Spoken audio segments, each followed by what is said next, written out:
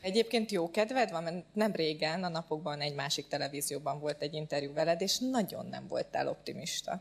Nem vagyok mindig jókedvű. Én elárulom önöknek, hogy ha mondjuk egy kalapáccsal rácsapok a hüvelykujjamra, akkor nem azt mondom, hogy jó estét kívánok, ezt ismerik, amikor találkozik két ember, hanem én is ugyanazt mondom, ezt ugye itt ne részletezzük. És nekem is van gondom, bajom, például a múlt évben anyósomtól kellett kölcsönkérni, hogy befizessük az áfát. Tehát teljesen, nem tudom, amikor most mit röhögsz? A saját áfádon is így röhögsz, amikor nem tudod befizetni? Vagy csak az enyémen?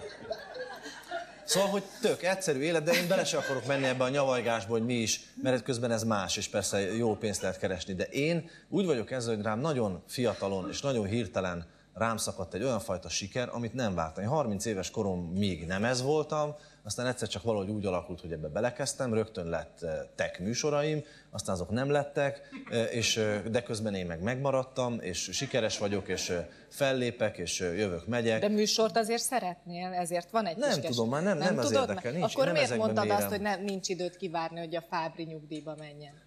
Azért, mert ebben az országban úgy lehet, nincs ennyi hely, ez egy kicsi ország. Tehát ha megnyitott az A étterem az utcában, ahol 450-en laknak, akkor ott nem tud megnyitni a B étterem. Tehát ennyire van hely, ennyire van igény.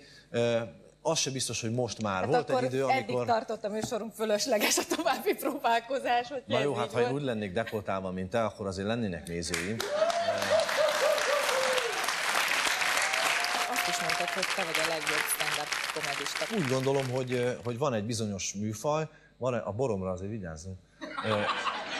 Van egy bizonyos műfaj, ez az improvizatív típusú stand-up komedi, amiben én azt gondolom, hogy én abban úgy gondolom, hogy én vagyok a legjobb. Nem is sokan csinálják egyébként. Igen. Nagyjából a Fábri Sanyi, a Szőke Andris, a Badár Sándor. Az a tévéműsorban láttál esetleg egy kicsit nyavajogni, az csak arról szólt, hogy próbálom elmagyarázni, és mondom, nem találom még a szavakat hozzá, hogy nem könnyű sikeresnek lenni.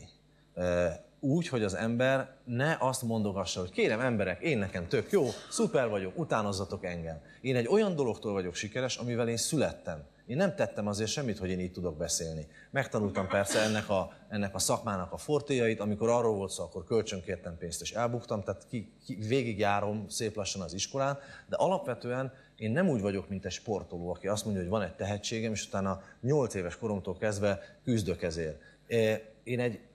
Én pusztán a tehetségemből élek, és ez néha unalmas. Én nem mindig akarok vicces fül lenni, és én nem élvezem, én nekem más, tehát én a zenélést szeretem, abból meg nem lehet megélni. Tehát lényege az, hogy én keresem egy kicsit a helyemet ebben az egészben, és attól vagyok néha kiakadva, hogy ezt nem engedik, hogy erről beszéljünk. Mert azt hiszik, hogy a néző ezt nem mindenki szereti. Azt hiszi, hogy egy újabb üzleti fogást készítesz elő. Hát ahány üzleti fogást én előkészítettem, tehát egyszer volt egy vállalkozásom, annak majdnem azt a nevet adtuk, hogy deficitgyár. Mert tök jók voltak a görbék egyébként, csak meg kellett fordítani.